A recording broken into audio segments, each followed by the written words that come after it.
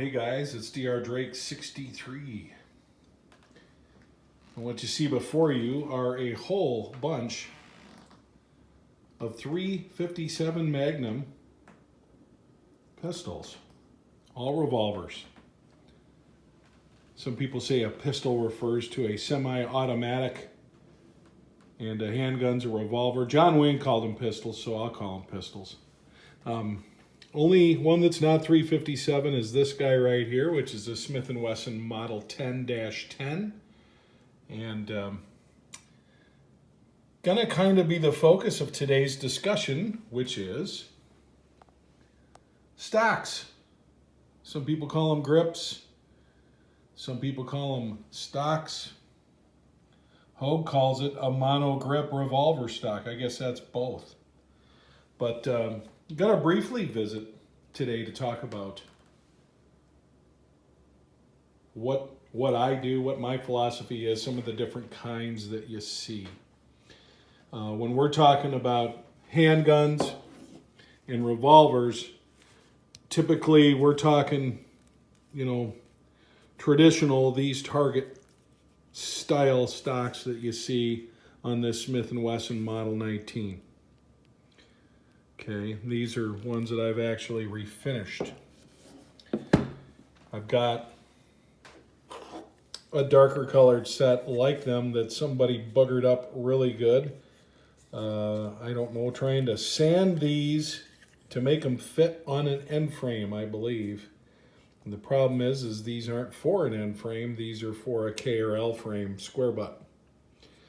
So that's how I ended up with these. They're not really good for much anything. But you've got standard types. You've got more modern versions. This is, I believe, an Uncle Mike's that actually came on this Model 66 that Smith & Wesson put out. And put out a while ago, as you can see. It's a no lock. But this is a rubber grip or a polymer, and you will see that oftentimes. Probably the most common version of that you'll see will be these Hogues. Hogue is got a big piece of the market. Set of grips like these are going to set you back less than $30, typically $25 or so. I'll tell you why I don't like them compared to some others, like these PACHMAYRs, or like these Uncle Mike's. The main reason I don't really like them is the rubber breaks down. And I know Hogue makes products where that's not the case, but that's a lower end product, and that's just something that happens. But that's what came on this Model 10. And like I said, we're gonna show you in a little bit a detail of switching out those particular stocks into something to put this into a more traditional look. But you've got all sorts of different types. Here's a set of Target stocks. These are made by HERRETT's. These are called HERRETT's Shooting Stars. And, typically you can pay somewhere upwards north of $100 or more for a set of these. I don't use them typically because some people like to have something to rest their thumb on when they're shooting. And I tend to like a real low profile when I'm shooting. So given the choice between these for comfort and something like this, I like something like this. But a lot of this all started, here's a 1873 replica. This one's a new birdie. We've talked about this firearm at length. And this is a horn style, as it's called. You compare it to modern type firearms, it doesn't seem to make as much sense, but there's good reason for it. When you're in single action, every single time you fire, you need to reach up and get your thumb on that hammer. So all of a sudden it makes sense. I'm going to go ahead and just say it. I checked. Every single one of these firearms is unloaded. So if you see my hand on the trigger and you're the type that needs to call that out or that bothers you, Hey, I'm all about safety. Never in any of my videos do I ever use a loaded firearm unless I'm at the range and shooting is part of it. Anyway, back to this. You see, I showed you those Smith & Wesson target grips, target stocks, grip stocks. Here you see the Colt version of those. And you'll see these same style stocks sitting atop Colt Pythons, Diamondbacks, many others. These guys right here, these are both Colt 357 Magnums Trooper Mark IIIs. Okay, so this is 1970s vintage, but you're looking at some top dollar, especially for stocks that are in this kind of shape. You're looking at seeing some top dollar for that. They held up really nice too, better than the metal. Been talking a lot lately about ALTAMONT, which is a company that's based in Illinois. And you're going to see 3 examples of ALTAMONT stocks right here. Now, the one on your right that you see is what Smith & Wesson is using on their Classic series, which are reproductions of famous models. This particular one is the 586.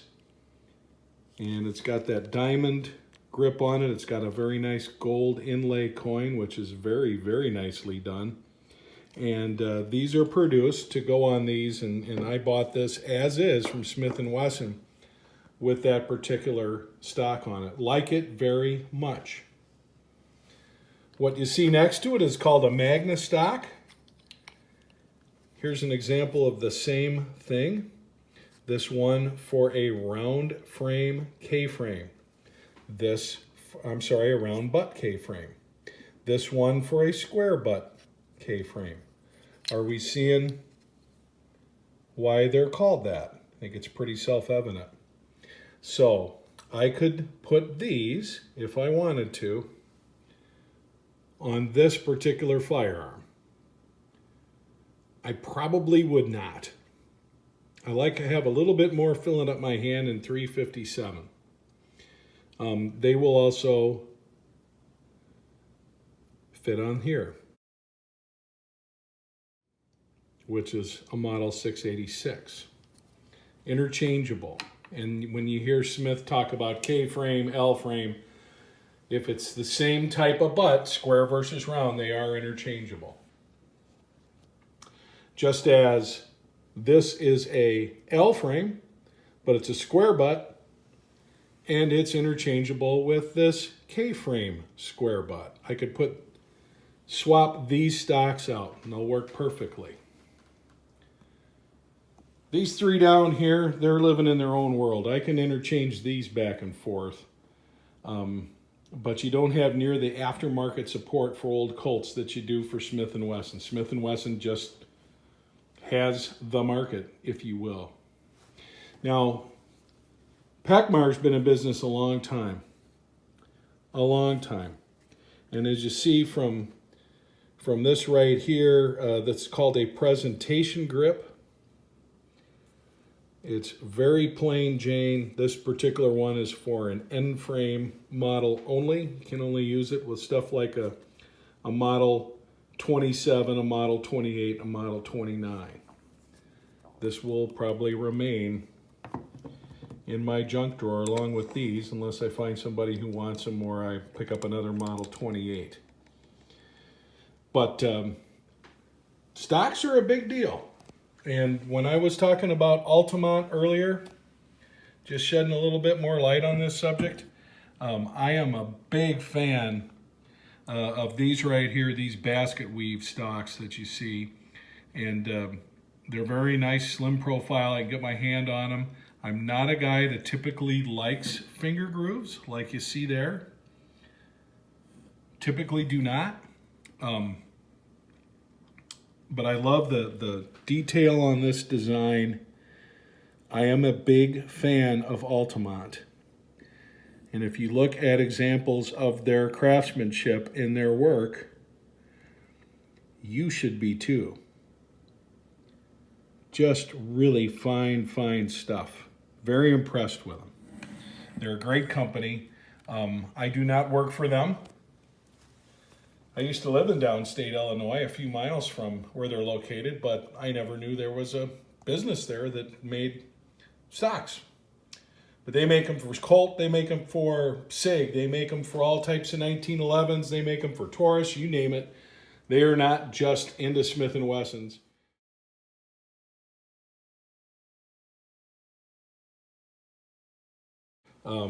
You might get the impression watching my videos, with a few exceptions, that I am. My most important criteria for stocks kind of falls in several different categories. From a shooting perspective, I want to be able to fill my hand. Okay. I want the stock to allow me to reach up and get that hammer in case I want to shoot a single action. I want it to be able to put my index finger, when I got my hands around it, to easily position my index finger right so the crook can get across that trigger. And guys that are mostly semi-auto shooters, you're going to say, that's not right. You're supposed to use the pad of your finger. Yes. For your Glock, for your 1911, yes. For this type of firearm, a revolver in double action, this is the way you want to go. And I might have just opened up a can of worms for somebody. Now, you compare that to this, and I've got less to hold on to. Which one of these stocks do I like better? I like this one better. But my number two thing that I like about stocks is they just make the guns look great, or they can make them look not so great. But this is more for show than it is for go. And in terms of most of these stocks, if I was going to shoot competitively and wanted the absolute best thing for doing that, it's probably going to be something more along the lines of this. Okay, I think this would be my favorite hunting configuration because, hey, if it's wet, if it's whatever, I'm not going to be as worried about what happens to these as I am something like these nice pretty Altamonts, or something that's got some value just because it's older, like these original Smith grips there. Same situation with these Colts. I would hate, absolutely hate, to bang these up because replacing them could cost you upwards of $250, $300, something in this shape. But as time goes on, and as all of our collections grow, if we're in the revolver world, we're going to have different stuff. And I'm not the kind of guy that wants to simply get the same kind and put it on every firearm. I've done that, in my times owning a bunch of ARs. I wanted them to all have the same trigger, so I'd never know the difference and things along that line. But I happen to think that in the case of these firearms, that each one is unique. Each one has its own character, and with each one having its own character, I'm okay having some diversity and some different looks with these stocks. And the cool part about it is I can switch these out without a problem. I'm going to show you how we do it on one of them right now. What you're looking at here is a Smith & Wesson Model 10-10. It's a pre-lock version of the what goes back to being the originally called the hand ejector. Then it was the original M&P. It's gone under many names, many guises. It's a 38 special revolver. It's kind of the classic. This particular one has the full heavy barrel, can handle those heavier plus P loads better than the older school. But anyway, when I first got this, it came with a set of Hogue rubber grips just like these, which serve their purpose. But with this classic firearm and with a pretty decent finish on it. I wanted to go ahead and give it a classic look, so I sent away to my new favorite vendor, which is ALTAMONT Company. They're out of Rantoul, Illinois. And what I want to do is put what are more of a classic, these are Magna stocks, onto this firearm. And just a word to the wise, if you're somebody that needs to have your stuff next day when you order it, my experience with this company on a couple made-to-order items is that, you know, it's going to take a couple weeks to get it. Because when you open up this bag, it smells like the woodworking shop. They do make this to order. But anyway, we're going to put these on and see how we like this firearm in that configuration. One of the nice things that ALTAMONT does is they send you several different screws depending on what width you might be working with or whatever. They want to make sure you get it right, and I like that. I noticed this when I got my basket weaves for my K-frame. What you get out of the box, brand new manufactured. I know you can get the older ones that the biggest difference being is instead of being tapered here at the bottom where it goes down to the frame, it comes back and it's a square. And I suppose for 100% authenticity that would be a better way to go, but you'll see right here it does have the nice Smith & Wesson coin, which we like.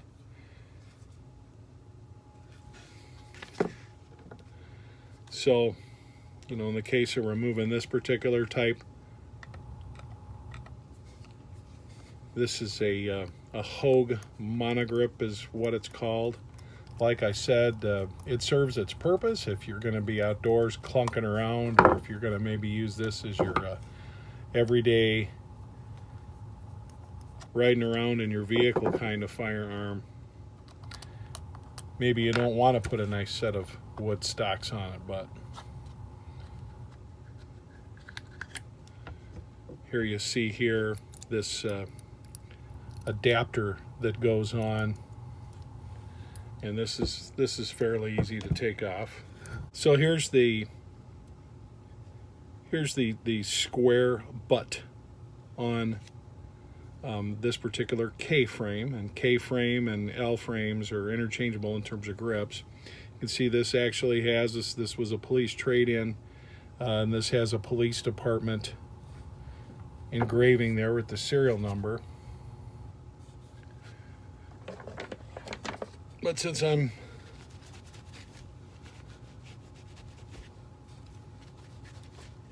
going to be starting over on these grips, one of the things I want to do is go ahead and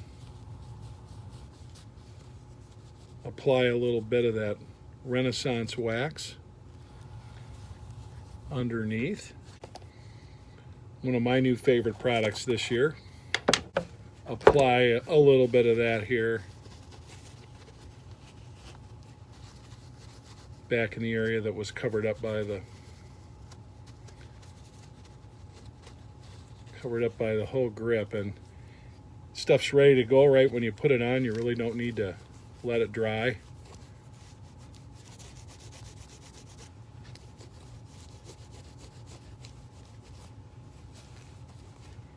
As you can see, that's getting nice and shiny. This particular firearm has seen some use. It's going to see some more. So you can see what we have going on right there.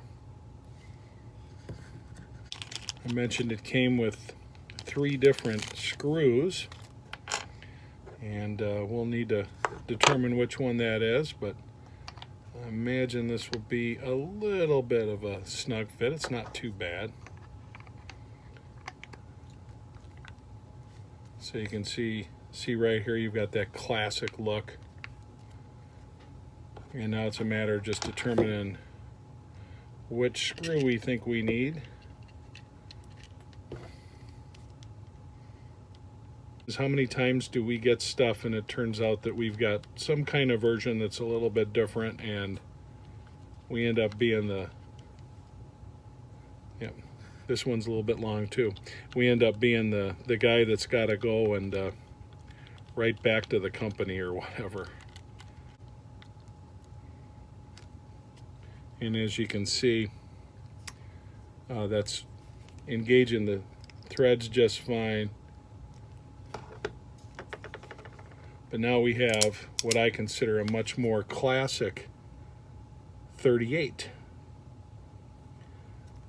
with these smaller grips, and it being a 38, you know, I'll be fine firing this with target loads all day without needing to have any kind of T insert or anything like that. But as you can see, does wonders for this firearm.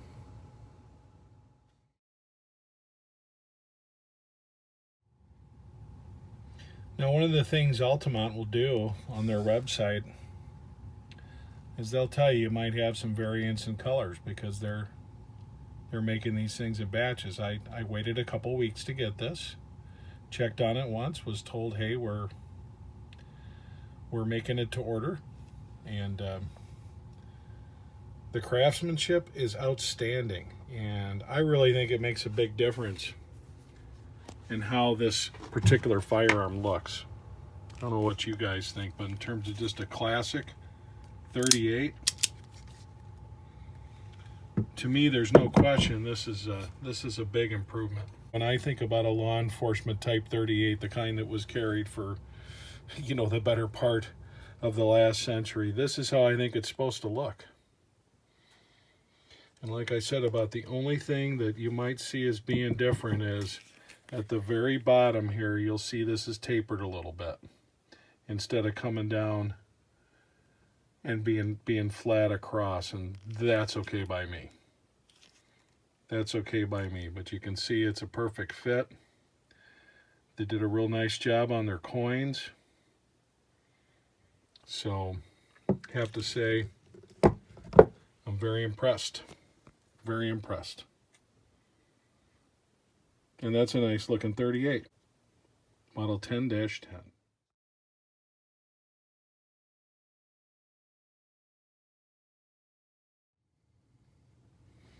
If you guys haven't figured out by now, I'm into gun porn. Without a doubt, I love taking pictures. I love taking close-ups. I'm into hardcore extreme gun porn, I guess you could say. I had someone actually accuse me of being a gun pornographer, gun-in-cheek. I just happen to love photographing firearms. I think they're really cool. They're unique. They have character. I think most of the people, obviously, that watch my stuff know that about me and probably come from that same kind of vein. That's why you're watching my stuff to begin with. But I do enjoy me some gun porn, without a doubt. So stuff like this for me is a lot of fun. I mean, I paid somewhere around, with shipping, $55-$60 to get these. And what an improvement it makes, in my opinion anyway, to this firearm, to giving it kind of that original look. And yes, it's absolutely plenty fine for my purposes. And rapid fire, not a problem. As far as just shooting this in single action, not a problem. The fact that this is 38, it's a pretty light shooting gun, especially with this heavy barrel, so it's not an issue at all. But the point is what's your purpose for your stocks, your grips, and what is the purpose of the firearm that you're using them for? If you're going to go hunting, do you want to use these? You can. It's probably not the best thing to go dragging around the woods. If you want to do a daily carry, you know, where they're going to get banged around, heck, I'd suggest going with something that's either an older set of stocks that you're not worried about, or get something that's a polymer / rubber kind of affair. If you're going to do a lot of target shooting, you might want something like those HERRETT shooting stars, or something that really fills your hand out, even like that Hogue, which I didn't have a lot of nice things to say about that particular stock, but I would guarantee you Hogue would come back and say, hey, we sell more of these than just about anything we do. So there is that. It all comes down to what your taste is, what your use is, and what your aesthetics are. But I think one of the funnest parts of having revolvers are figuring out how they look with different kinds of stocks, trying different kinds of stocks. If you've got firearms that are of the same type and you can switch them around, interchange them, a little bit like changing clothes on your G.I. Joes, I guess. But I really enjoy doing that kind of stuff. I find myself getting more and more interested in finding firearms that maybe need to be cared for, maybe need to be refurbished a little bit, maybe need to be fixed up a little bit. And instead of being just a beater police range gun, now this thing is actually not a bad looking firearm. You know, there's some imperfections, you can see that. It's got some holster wear and you know, some things along that line, but a lot of fun to fix these things up, and one of the best ways to do it is with a set of stocks or a set of grips. Get on the net, look on eBay, look on Amazon. Sometimes the best thing to do is just pick the firearm type you have and do a Google search on images for that, and you'll see all sorts of stuff. And that's where I got a lot of my ideas. So I appreciate you watching today. I've got some shooting videos to make here in the near future, so that'll probably be the next thing we do. But I've been promising to do a specific video about stocks/grips now for a few weeks, and here it is. I hope you enjoyed it. As always, I appreciate you watching. I appreciate your support. Those that subscribe, extra appreciation. This is Dr. Drake 63 saying thanks for watching. Have a great day.